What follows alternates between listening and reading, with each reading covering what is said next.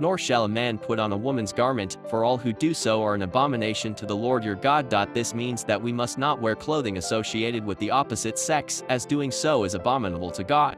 The implications of being abominable are clearly stated in the book of Revelation, Revelation 21:8. But the cowardly, unbelieving, abominable, murderers, sexually immoral, sorcerers, idolaters, and all liars shall have their part in the lake which burns with fire and brimstone, which is the second death.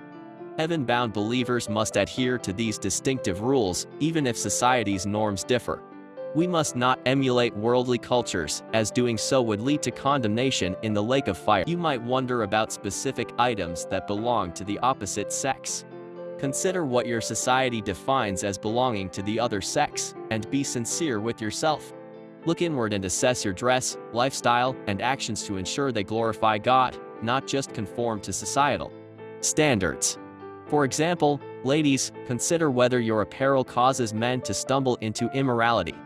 If so, you may be promoting sin and standing as a stumbling block to their salvation. God will hold you accountable.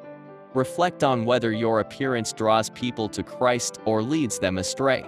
The Bible warns us to avoid letting our freedom in Christ become a stumbling block to others.